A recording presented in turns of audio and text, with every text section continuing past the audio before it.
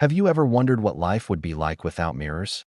Imagine a village nestled deep in a valley where no one had ever seen their own reflection.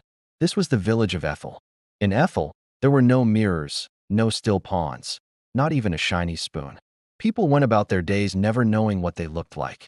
So, how did they know who they were? Well, they knew each other through actions. Alara was known as the woman with the kindest hands because she tended to everyone's gardens. Finn was the boy with the laughter that echoes, his joy so infectious it could lift the heaviest heart. Old Man Hemlock was the man whose stories build worlds, his words painting pictures more vivid than any reflection. In this village, value wasn't placed on a sharp jawline or bright eyes. It was placed on a sharp mind, a bright spirit. Your worth was measured by the warmth of your smile, the strength of your help, and the wisdom in your advice. People described each other with metaphors of nature and feeling. Her voice is like the gentle stream after a spring rain, they'd say. Or, his courage is like the oldest oak on the mountain. They saw the soul, not the surface. One day, a traveler arrived. He carried a large, flat object wrapped in cloth. He was a merchant, and he had brought something he believed would fetch a high price, a full-length mirror. He unveiled it in the center of the village square. For the first time, the villagers saw themselves. At first, there was just stunned silence. Then, a murmur rippled through the crowd. A young woman saw a scar on her cheek and recoiled, suddenly ashamed of the mark she'd gotten from saving a child from a fall. A strong young man noticed his nose was crooked and felt a pang of self-consciousness, forgetting the many times he'd used his strength to build homes. The village changed. People began to spend hours gazing into the mirror, preening and comparing. They started noticing flaws they never knew existed. Her hair is so dull, one would whisper. His ears are too big, another would say. The descriptions changed from kind hands to wrinkled hands, from echoing laughter to a gap-toothed smile.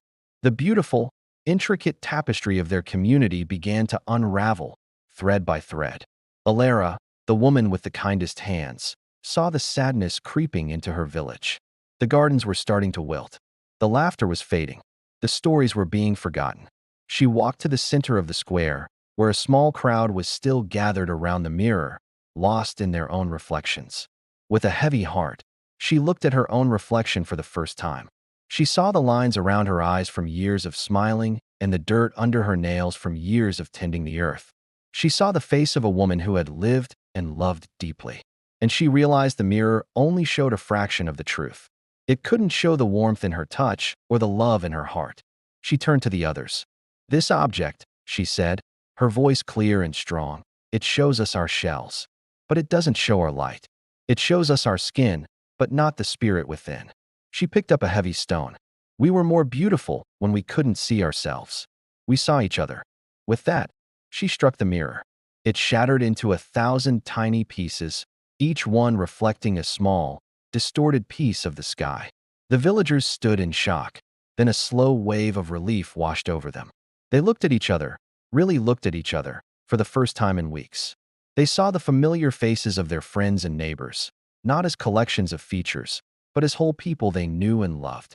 The story of the village with no mirrors is a reminder for all of us. In a world full of screens and reflections, it's so easy to get lost in the surface. We fixate on our flaws and compare ourselves to curated images. But true value, our real beauty, isn't something that can be seen in a mirror. It's in our actions, our kindness, our courage, and the way we make others feel. It's the light we share with the world. So maybe, every once in a while, we should put down the mirror and just look at the people around us. See their light. And more importantly, remember to let our own light shine from within. Thanks so much for watching. If this story resonated with you, consider subscribing for more videos that explore what truly matters. See you next time.